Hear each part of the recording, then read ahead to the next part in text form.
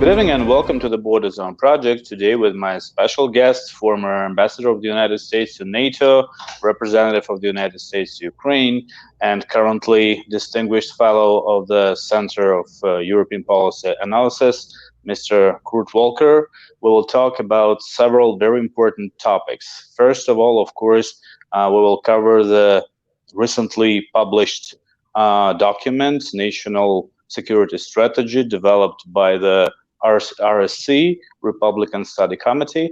And of course, we'll talk a bit about recent discussion where Ambassador Volker took part about the Black Sea region security. Ambassador Volker, welcome to the Border Zone. Thank you so much. It is great to be here again with you. Thanks a lot. First of all, of course, we will have to discuss this recently published document. And before I will ask you to evaluate this document, could you please tell me, because I don't know, and I think our audiences will not know as well, what is RSC, this Republican Study Committee? Is it some kind of powerful force or some marginal group in the Congress? Well, neither, and it's exactly the right question to start with. So the Republican Study Committee is not part of the formal committee structure where you have a Foreign Relations Committee, an Armed Services Committee, Judiciary Committee, things like that. Those are the formal structures of the Congress. They are the ones that shepherd legislation that ultimately are responsible for producing the legislation that gets voted on by the full House or by the Senate. So it is not one of those groups. What it is a grouping of Republican congressmen and their staffs who work together to produce policy papers or ideas that reflect their thinking without it being part of a legislative process. So is it terribly influential in the sense, is this going to be turned into legislation? No. On the other hand, it is significant because it shows where the thinking is for a significant part of the Republican Party within the Congress. And from that perspective, it's very helpful to see. So these congressmen, for example, who developed this document, they are like well-known authoritative members of the Congress? Yeah, no, absolutely. There, I think you have, it is the Republicans, of course, in the minority in the Congress, so they do not chair the committees. And so a lot of the ranking members, like Ranking Member McCall, for example, who's the ranking member of the Foreign Relations or Foreign Affairs Committee, a few others from Armed Services, they are significant representatives within the Republican side of the House. It is, as I said, it is not a document or not a set of proposals that will be turned into legislation. But it is significant that a number of the Republican congressmen have supported this study and put their names behind it. But it's very important. Will it be or may it be considered as some proposal for future legislation? Because, for example, in this document, very strict sanctions against Russia are proposed. So first of all, how do you personally evaluate these documents in regard with this strict package of sanctions? And secondly, should we think that it could be a document later? Well, it's exactly the right question. My gut feeling, take, for instance, sanctions on Russia. This is a statement of position by Republican congressmen to say they are in favor of very tough sanctions on Russia. When you flip that over to the Senate, I think that you will find some Republican senators equally strong, such as Senator Cruz, but you will find some that are more cautious. And then when you get to the White House, which ultimately would have to both sign legislation if it's passed by both houses of Congress and also implement it, I think you have much less support for using sanctions as a tool going forward. So there are degrees of this. It's significant that this is a position taken by these Republican congressmen. It sort of stakes out a line in the sand. This is where we think we should be. It is significant because it is a divergence, if you will, a little bit from where the White House has been on this. So that's also an important thing to take note of. I would not expect the language of this report or the the toughness of the sanctions that it recommends to be streamed through across the House of Representatives in the legislation into the Senate and into what eventually makes it to the White House. A weaker version would be more likely. How do you personally evaluate this proposal? Do you think it's sufficient or not? Evaluating the proposal for sanctions? In regard specifically with sanctions against Russia, increasing the level of the sanctions. Yeah, I think I actually support the idea that the sanctions that we've put in place have not been sufficient to change Russia's behavior. If you look at occupying and fighting in Ukraine, occupying Crimea, occupying parts of Georgia, and some of its military activities around the world, including in Syria, including in Libya, some of its provocative military activities, even towards the United States, such as with flights into Alaskan airspace or flying over U.S. vessels in the Baltic Sea or the Mediterranean. I don't think that we have successfully changed Russia's behavior. So I do think that some additional sanctions would be merited. And I think that part of the issue here also is what I described as the belief in the Kremlin that somehow the White House is protecting Russia a little bit. I'm not saying that this is an accurate perception, but I think they see that you will have harsh language from the Congress, but not as harsh implementation from Treasury and the White House. And I think Russia's trying to play on that difference. The second thing, of course, very interesting for us here and actually in the region, is that some experts saw reading this document or report that one of the major parts was just in one sentence where well-known Mr. Medvedchuk, well-known Russian billionaire Mr. Yevtushenko, and Georgian billionaire Bedina Ivanishvili were named together as close Putin allies. Yeah. How do you evaluate this sentence? And my question is such kind of documents, according to your information, are being prepared basing on some evidences and facts? Yeah. So my own view on that is they are very different people with very different backgrounds and different relationships. And I think lumping them together in that way is not quite accurate. For instance, I think that Mr. Ivanishvili acts very independently. I think that Mr. Medvedchuk, on the other hand, is very, very closely tied to President Putin. So I don't think you can lump them together this way. And in terms of the study group itself, I think this is work done, research done, drafting done by staffers there. It doesn't have the level of scrutiny that something going through a formal congressional committee would have. On the other hand, as I said earlier, I think it reflects some of the attitude or the positioning of Republican members of Congress. And for that reason alone, it's significant to bear in mind. Yeah, but thank you for this evaluation. And I think that anyway, even when facts, from my perspective, facts and evidences are not provided in this report, it is very important to know and hear what they think about. And could you please tell me the last thing about this report, because I'm very interested. Now in Russia and some other countries, people discuss that it's possible for some lobbyists to arrange, to organize such a to initiate such a document. Is it possible in the United States for 13 congressmen to sign some paper because of lobbyism? No, it doesn't quite work that way. Of course, in the United States, there's a very large lobbying industry. Every interest in legally. Yeah, every interest, whether it's environmentalism or arms sales or whatever, has its own lobbyist that is out there advocating. But congressmen act based on the interests of their constituents. That's the most important thing. They have to get elected every 2 years. They act on the basis of their convictions, and they are also incredibly conscientious about avoiding conflicts of interest or appearance of being influenced by outside parties. So they take, what lobbyists do is they present issues. They make sure that the ideas of whomever it might be that they are representing are made available, that people are aware of them, that they get a fair hearing. But I think the congressmen act very independently based on their own responsibilities and their own interests. Thanks a lot. The next question will be connected with national security strategy, but not with the congressman group.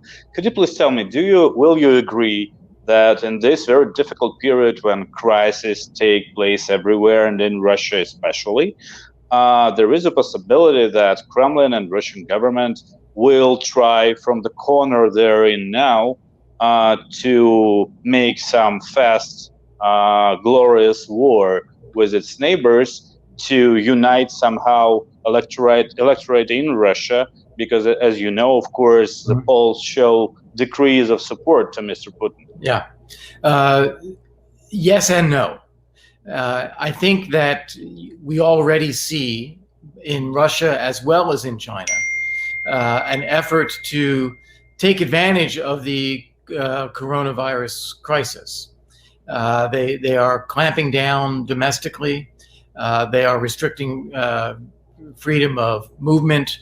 They're restricting peaceful assembly. They're restricting freedom of speech. They are using technological means to increase their surveillance of the population, and also increasing some of their aggression or efforts to gain advantage overseas. Look at what China has done in Hong Kong. Look at China in the South China Sea. And so in Russia too, in Libya, in Syria, I think that this is a real factor. Do I think it goes as far as for Russia to launch new aggression, new invasions in Europe, or to try to change the legal status of some of the entities that it occupies in its neighboring countries, say Abkhazia, South Ossetia, Donbass, and so forth? I don't think it rises to that level. And one of the reasons is that I think those occupations and that aggression have lost support within the Russian public itself. I don't think Russian citizens understand why Russian forces are killing Ukrainians. And so to bring that up and to amplify it at this time, I don't think would satisfy the objective that you're talking about reaffirming popularity for the Kremlin. But at the moment you see, for example, the parade in Russia on 24th of June, that was the one that should be on 9th of May, Victory Day.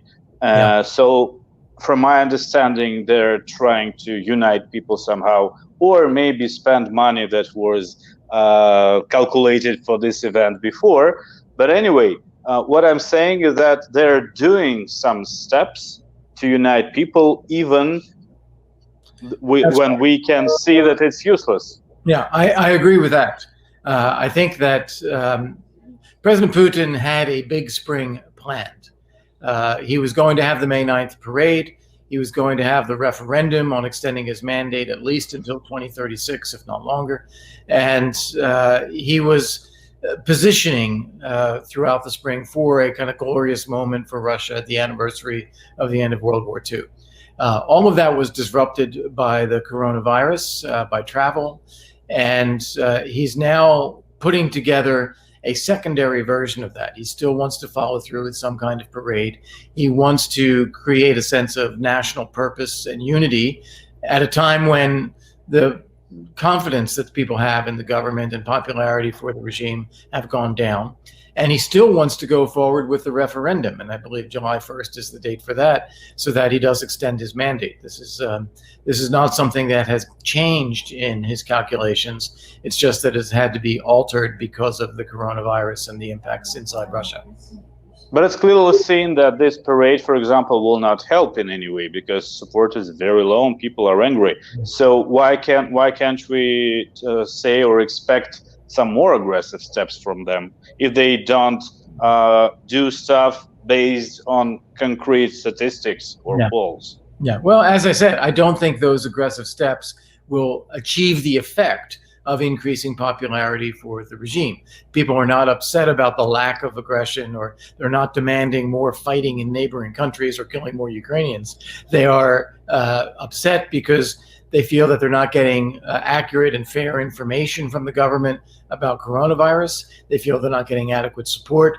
And with oil prices down and the economy down, they are feeling it personally in their pocketbooks. And I think those are the things that are causing this unhappiness.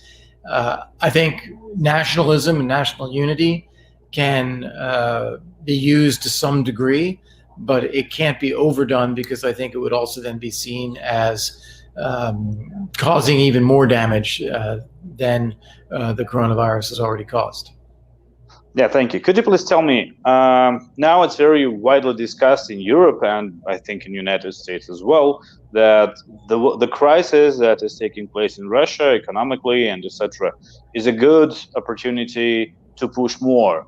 So do you think that it is a time when some influence, much bigger than it was before, on behalf of the United States and European Union, can make Russian government now to get out from Ukraine or maybe even from Georgia someday? Right.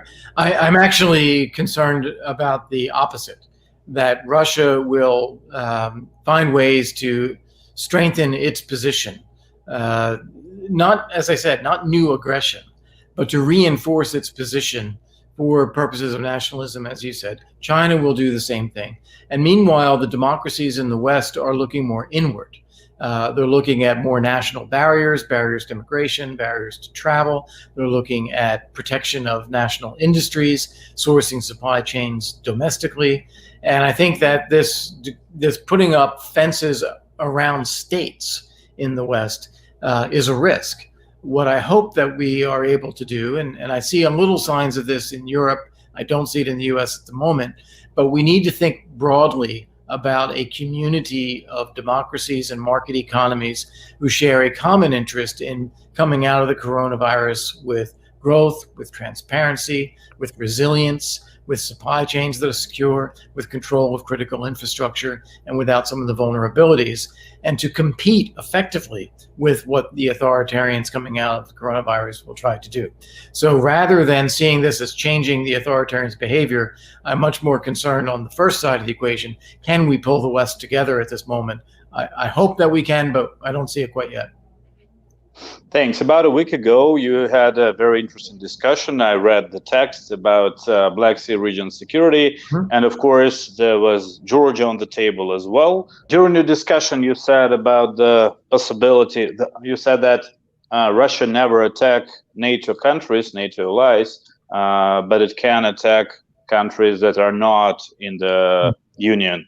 So what I'm interested in, what Georgian government and Ukrainian government, you know Ukraine and Georgia very well, can do to make this come true as soon as possible, to ensure somehow European capitals and United States that it should be done yesterday, tomorrow. Right. That's excellent question. NATO and the European Union have set out very high standards for countries to become members. These are a strong, robust democracy, market economy, civilian control of the military, reform of military structures, contributions to collective security, resolving disputes with neighbors to the greatest extent possible, being a contributor to that community rather than just a security recipient. So that's the mindset to have. Within that, then, you can think of a few things. Georgia has done a very good job in strengthening democratic institutions, having free and fair elections. It needs to do that again this year. October is when Georgia will have its parliamentary elections. These need to be the cleanest, freest, fairest elections that Georgia has ever had. That will provide tremendous reassurance. Another is that the relationship with West European capitals is critical. And there have been times in Georgia's past where there has been a distance between Georgia and Germany, Georgia and France, Georgia and Italy, and so on. Georgia needs to really work on those relationships. Another is the occupied territories. Georgia has, for years now, said that it will not be the first to use force to try to retake these territories.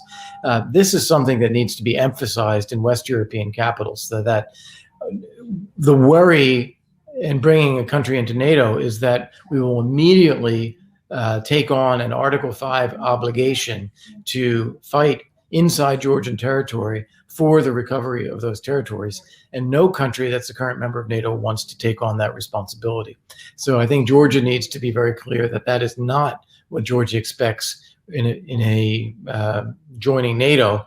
Rather, it is about the security of the remainder of the territory and only peaceful reintegration of the occupied territories.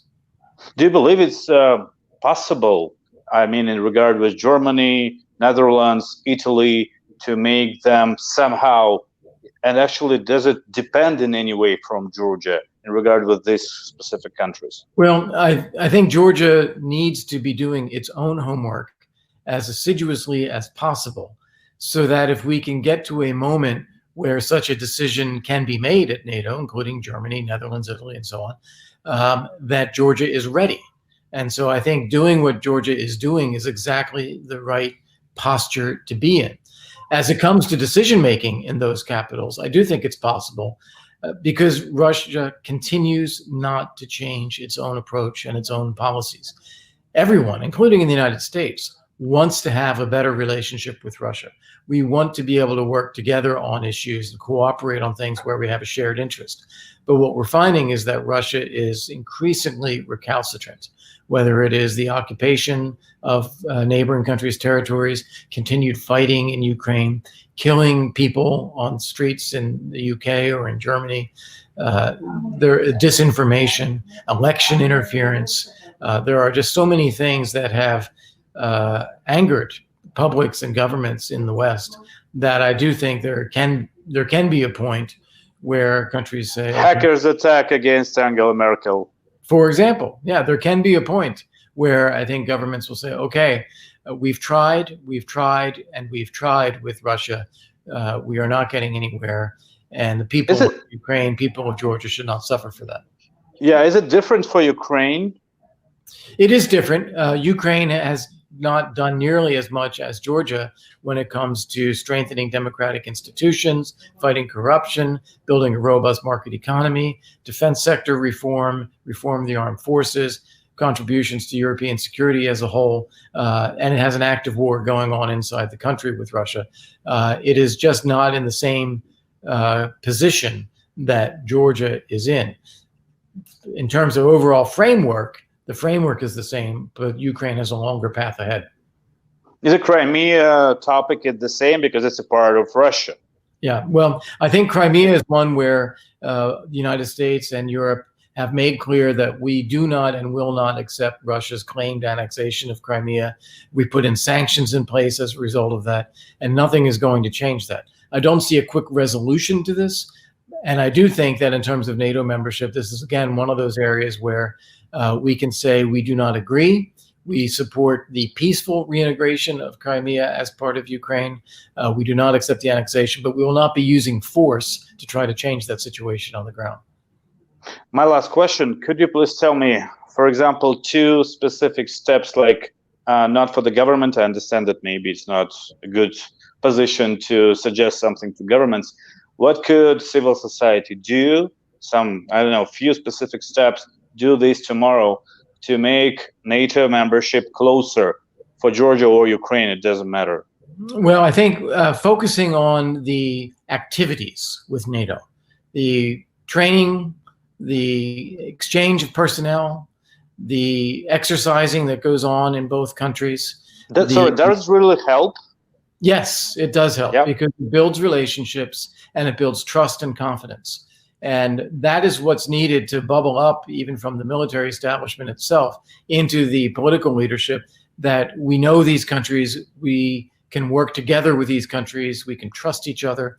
I think those things do make a difference. They also make a difference in terms of stabilizing the neighborhood, if you will. They create expectations in Russia or elsewhere that there are these relationships. They do anchor a country like Georgia or Ukraine with the West, and they are not creating new conflict. And I think that that level of engagement is, in fact, very important. So developing and getting ready for the moment when European partners will be ready to decide. Exactly. And again, repeating what I said earlier, that includes democracy, democratic institutions, judiciary, free and fair elections, fighting corruption, and so on. These are critical, because without that, you do not have the level of trust in the West that these countries need to have.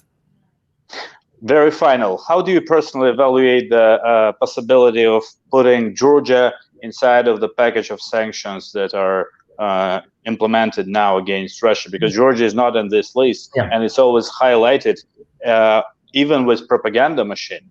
Yeah, I think not likely, to be honest. I think that people have become accustomed to the facts on the ground in Georgia as it is. And of course, there is not ongoing daily violence, thank goodness, inside Georgian territory. Russia and Ukraine is still a very hot issue. Sure. And Russia and Nord Stream 2 is still a very hot issue. And I think those are the ones that are likely to be drivers for sanctions. Understood. Thanks a lot. It's not likely, but do you personally support this idea or not? Yeah, I do, actually. I think that everywhere where Russia has taken territory from neighboring countries should be on the list for some sanctions that relate to that, simply to lay down the marker that we don't accept it. Thanks a lot. Thank you for your time. My special guest today was Ambassador Kurt Volker from Washington. Thank you. Thank you very much.